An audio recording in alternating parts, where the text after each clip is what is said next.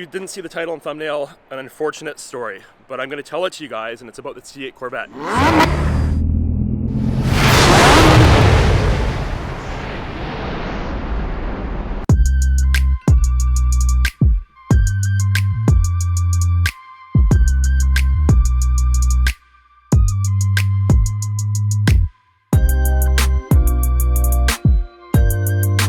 What's up guys, welcome back to my vlog. We are currently at the Saskatoon International Airport and I have a story to tell you guys. I want to take you on a journey, and before we do anything I want to make sure you drop me a like and subscribe, because if you haven't, you probably should. There's lots coming. You didn't see the title and thumbnail, an unfortunate story, but I'm going to tell it to you guys, and it's about the C8 Corvette. So with that said, let's go.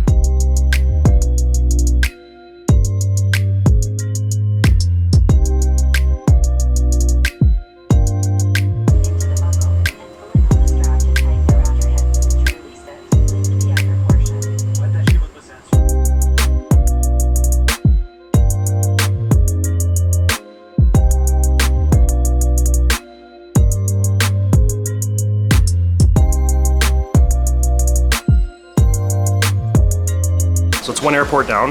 We have to head yet to another airline, another airport, and fly to Kelowna. So with that said, you know what actually is funny? I was walking through the airport and somebody was complaining that there's too many people in the airport. I thought it was interesting because I flew during COVID and it was depressing to see only our flight in the airport at a time. Like, there was times I was walking with my friend Weed through the airport and I bet there was no more than 20 people in the whole airport. Everything was closed. It was depressing. So I like it when it's busy, and I'm actually just sitting there at Canada Lounge now, having breakfast.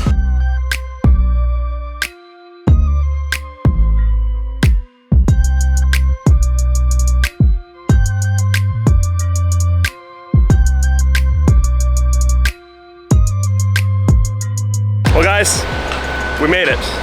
Kelowna again for what is my 5th time in 5 weeks, which is getting a bit excessive, but this was due. I have to deal with this car, and you guys can understand, and I'll explain to you what happened. We'll go to actually where it happened, and you guys can see it all. And it is unfortunate. This is not clickbait. You will see what I mean when we get there. Now we'll do the long walk to the hotel, go to August and pick up the car, and I'll explain it all. You can tell I'm not very happy. Okay, we're here. Only in Kelowna is it 30 degrees at 9 o'clock in the morning. But we're here, now we gotta walk to August and get the car to show you guys this. And we've arrived. We're back for too many times in the near past, probably the near future too. And this is August. It's like car guy heaven. You know, at $1.7 million each year, $500,000, almost $1 million. These car Damons, I think it's 600,000 for that 488. Beautiful 720, modded to the tits. I think it puts 900 horsepower, I think they said. 675, oh man, so much going on here. Oh, another C8 back there. Beautiful 458 Spider. This is a older one, I think. Could be mistaken. I'm gonna say this is pre-2015, that's my guess. Oh, my dream is I want to take this car and go and hand out like bills, like Dumb and Dumber, like one for you, one for you. So much going on. That's the one, sorry, that's the one I drove in the previous video. So much going on. Beautiful Bentley convertible back there. This GT2 RS is amazing. They had a white one that's gone. It was, I think it was nicer than this, but an amazing car. Oh, yellow Mercy back there. Beautiful.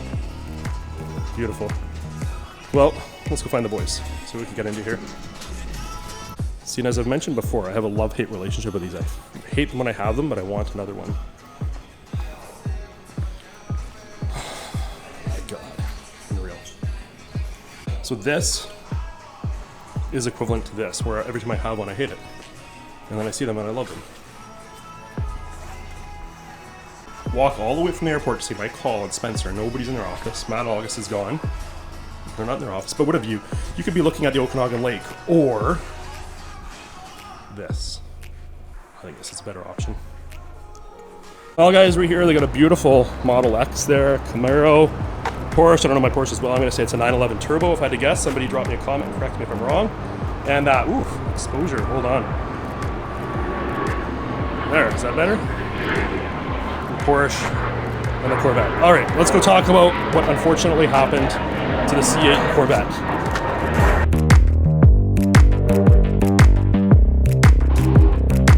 There's a 27% chance that I just got lost. And when I say 27, I mean 100%. So I need to turn around. I could use my GPS, but my ego is too big. I don't want GPS. I was here once, and I feel like I could find it again without GPS in a city I'm rarely in, but we'll figure it out. All right, we're here. Now, before we do this, I want to make it clear, I'm not in this to like cause trouble. I just want to tell you guys a story, okay? I don't want, if you know, I'm gonna try and not put any signage in the video. I'm not mentioning any names. If you know the business, do not leave any negative reviews or negative feedback or anything like that. I'm just telling a story, that's it. I don't want any retaliation. If you retaliate and find out who you are, I'll block you from the channel.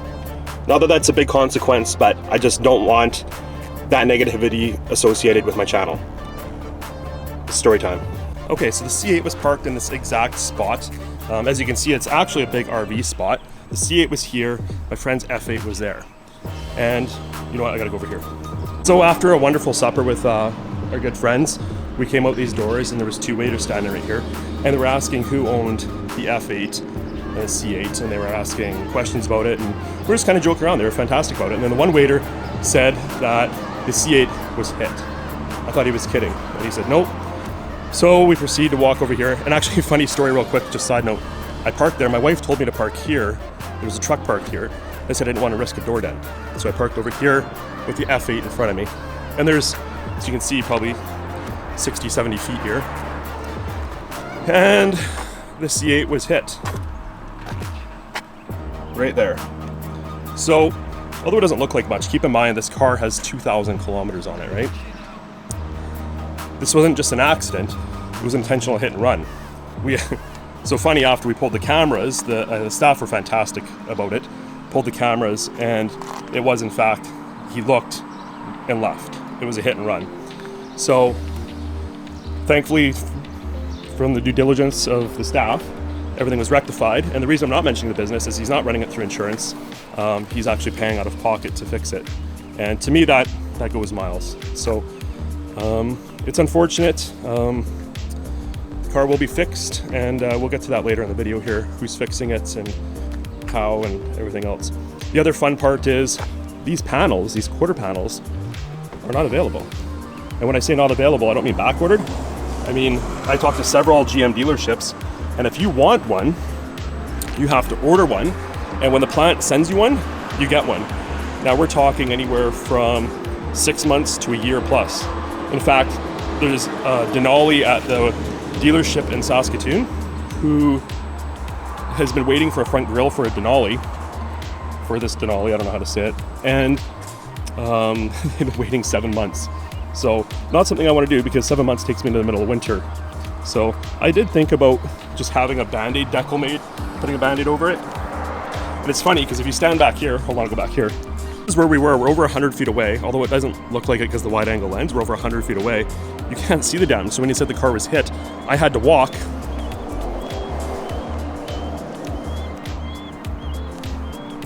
Still walking. To about here before I noticed it. So now I'm, 20 feet away. So pretty shitty situation. More shitty that it was in a hit and run. But it's been dealt with, rectified, and paid for. But how ironic, right? My luck. First a windshield when I'm in Alberta and a Lamborghini, and now this. But the funny part to me, and I do laugh about it, there was a couple vehicles here. The truck that hit me was there. And the spot was open, and Leah, my wife, was like, park there, it's closer to the door. Like, I'm not risking a door dent. Well, at this point, a door dent might have been nice. But either way, it's been fixed. You can ask, you know what, we're gonna stop and we'll see my friend that I was with. some people would be like, oh, how mad were you? And I want to know how you would react. I couldn't have been calmer. And you know why? And I hope people take note. It's not the waiter's fault this happened. The waiter was serving a table, heard the accident, and ran outside. And waited for me until we were done supper because they didn't want to ruin our meal. So I wonder how you'd react. I wish I had a camera, stood here, and thanked them for helping me out. So, yeah, unfortunate. On with the show. All right, Doug. I told the guys a story. You tell the story.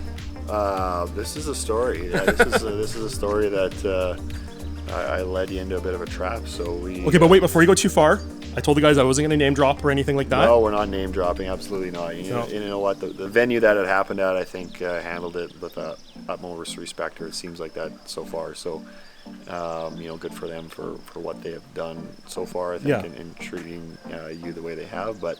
Car still needs to be fixed, so I guess we'll see if that gets followed through, but they have been great so far. So anyway, we go out for a fun night on the town and end up for a nice dinner with our wives, park our cars in what we thought was a pretty respectable spot, kind of in tandem with each other. Well, I was actually there this morning. It's labeled as an RV spot, so people do park there. We took up RV parking. We had good spread from the rest of the cars. We had good spread from each other's cars. There was no way anyone was going to door ding us. It was far. Okay, wait, actually, show me with the TRX what you think is the distance you were away. Oh, okay. So like the vehicle that backed into it was similar to that truck, actually. Yeah, very similar. And we were parked, this wouldn't be an over-exaggeration. I think that I'm probably pretty accurate in saying that where your car got hit was probably about right here. So your car was facing this way, perpendicular to the back of that vehicle. Right. So that vehicle had to, I don't know why it needed to be anywhere near your car or any car. Right. It had a lot of time and space to maneuver. I don't know if you've driven truck like semi before, but I could swing a tandem axle semi out in that space. Yeah, no, I feel like there's a lot of things that could be done in that space. And, but anyway, that driver failed to. Yeah, but I mean, kudos to the owner for taking care of it. Like, he's going to pay for the damages and everything on the car. Yeah, no, it seems like it's getting looked after, which is nice. It's just we're in the middle of car season, and to have the rash that you do there, obviously could be a lot worse for sure. But again, it's an unfortunate situation. But yeah, kudos to them for owning it. Now, lastly, how did I handle myself? You were f***ing nuts. Like, I've never seen you like that. No, you almost seemed happy. Like, you just took it and smiled and nodded and were pretty quiet. You were quiet, Steve. You're a different Steve than I know. Yeah. I thank the guys. Yeah, you were really weird, actually. I would have been losing my shit, but you were calm about it, respectful about it, and obviously when you're like that in those situations, I think that just kind of pays dividends at the end. Yeah, I mean, they should be thankful that they hit my car, not yours, because it wouldn't be $14,000 in damage, it'd be $100,000. Absolutely, it was. Well, let's show your car. Let's show you what you had there. Oh, sure. So we went out with both of our cars. I'll show you which car I had. And we obviously you were parked right in front of me. I was parked right in front of you, and the guy chose to tag you instead of me, which was amazing. Right. So thank you, guy. Yeah. But yeah, that's an unfortunate situation. It was a white Dodge, though, wasn't it? It was a white truck. I think it was a white Ram. I feel like it was a Ram too. Yeah. I can't say for certain, but it's definitely a white truck. Yeah. But this is the car that I had there. Yeah. So the guy that hit it should be thankful you're not replacing this quarter panel. Yeah. Because that's probably 100 G's plus. You know what? Like I weaseled out of that one and was obviously relieved it wasn't my car. It was sad to see that it was your car or anybody's car for that matter. But the outcome on this one would have been pretty significant. And you wouldn't have been as calm as I was. No, I think I wouldn't have been as calm. It's just I probably would have burnt the place to the ground. But I think Regan was like, you know what? It's good it was Steve, not Doug. Maybe. Yeah, it was just a shitty situation all around. But it wasn't my car, so I was a little bit more relaxed about that. But still, I led you to that parking spot, which I felt guilty. I parked there 1,000 times. And the funny thing is, Leah's like, don't park here, park over there. I'm like, I don't want to risk a door down. Like, Yeah, fucking no, hit. she won that battle, buddy. I led to that parking spot, which I parked there 100 times and never had any issues. But you know what? It's fine. You can take me out for supper. It's gonna be good. Yeah, no, it's all good. Cool, man. Okay, well, yeah, I just wanted to get your take on everything and show the guys the car that you were with and everything. Yeah, it was a fun night. You know, we were enjoying ourselves up until that moment, and walked. I have no out. regrets. You know why? Because the impact of this, literally speaking, didn't hit me until about 3 o'clock in the morning, and then I was upset. And then you're upset. Yeah, and we left there, what, 8 or something, 9? Yeah, all right, guys, we're just gonna go drop this off at Mervyn's. Jason's the main guy there. They are the go-to body shop, I'm told, so leave with them, get this shit fixed up here. In fact, when I was a kid, the road used to end right here. Okay. And there was a Honda dealership next door. Yep. So I used to drive by and like admire how much work they had. Yeah. I was like, man, I just want to be that busy one day. So is that why it's red and white, it's the Honda? No, it's red and white because we use a product called 𝐖𝐈𝐋𝐋, which is like all of our equipment. Okay. And all the 𝐖𝐈𝐋𝐋 equipment came from Italy, and that was their colors. And it matched because we've always had our logo this color, like all of our jackets and shirts. So there it is right there. Oh, okay. That's the original logo. Cool. So we added 10 feet onto the building so we could have an office, but the original building is all here. This building's about 85 years old. No way. Yeah. Wow. So, and it's been modified over the years. A little bit, we changed this all around. It used to be an all-open counter. Okay. So we put these bars up just to keep, Distancing. distancing. It's not, people are pretty smart about it. Yeah. And, the old guy hanging over the counter. Oh, yeah, exactly, yeah. So counting the QS mini offices. That's our public washroom. For 80 years old, it's so modern. Like, he's done a lot of work. Yeah. So this is our coffee room and our boardroom. It's like, this is everyday stuff. So Yeah, yeah. Cloakroom, everybody had a cloakroom when we were in school. We got one here. Cool. Watch your step when you come here. Okay. This is where all the magic Wow. Jason, this looks unreal, man. Thanks. Like, really nice. So basically what we do is we get every shop in the world. If you look at pictures from 1905 when they're fixing cars, Right.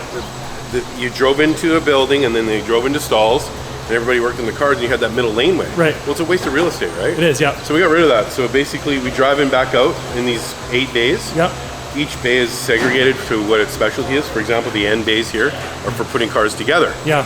The middle is different stages of repair. And then what we do is come out of the shop here and into the shop at that end. So follow me, guys. Completed. And it's ready for primer and filler work, or any kind of,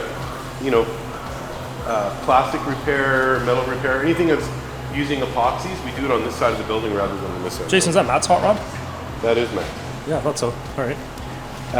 It goes up onto the dollies.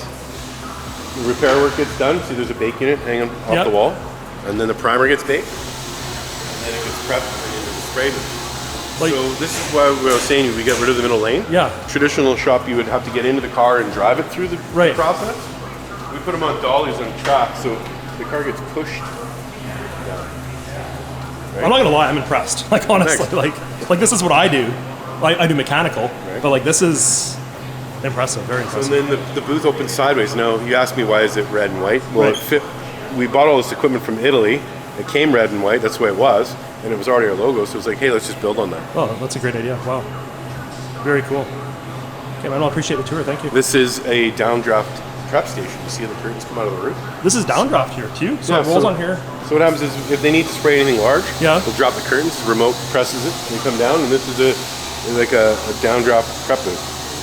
That's wild. And then on the next door to us, we have our holding space for all our parts. We also have an oversized booth. It's obvious we can't fit everything on the tracks. We can't fit everything through that booth. Right. So we got like Sprinter vans or any transport vehicles, small parts goes into a traditional booth. Wow. So you literally can roll it like an assembly line through here on this track. Pretty much. Wow. The idea is that when they come out at the end, we're ready to put them back together. So you can come and see that actually. Sure. A Lambo. Right. Like parts on the car, and it went out, and now the pieces for the car are getting done. Wow. So they'll come out. The car's outside currently just because we want to inspect the job in the sun. Of course, yeah. So then there's the robots getting ready to come out. See the doors just open. She's setting the drying robot to come out. Wow. It works with like induction, so it's more efficient, right? We can actually dry clear in 20 minutes. Really? Yeah. Like, wow. And it comes all the way down here. Yeah, it comes out here. See, this one just came out. So they're getting ready. We work from 5 a.m. till 3. Oh, okay. So the early crew starts at 5, and production in the next 10 minutes we'll wrap it up. So I pushed my luck when I got here. We got it. You timed it right. Yeah. We had to feed the big guy. We had to feed the big guy. See the body lifts? Yeah. See, there's 5 of them through the system. Okay, so there's 3 on the body side. And wow. That's unreal, man. Like Matt and Mike were saying, like, you know, you got equipment from Italy, but I've never seen anything like that. It is very different. We actually designed this layout before we bought the equipment, and we're having companies make the equipment that suited us. Okay. Like, there's not many booth manufacturers in Western Canada. Right. So we had one guy that we were dealing with, a nice fella and everything, but we wanted like side entry doors, and they're like, why do you want side entry doors? That's crazy. Yeah. It's like, because that's what we want. Yeah. And they were gonna put like garage door ropes. No. Like, no, that's not what I want. Yeah. Wow, that's cool. And then we lay out the shop according. We practice lean production, so we keep lean's a big thing. Yeah. It's the only way to do it. Yeah. So we keep, well, in the old days we had a huge, you know, an acre of grass, and we would just, you know. Yeah. If the biggest company in the world's practice lean, you know it's a good thing, right? Exactly. Yeah. And basically it was inspired years ago when I was much younger. Yeah. Reading the Toyota Way.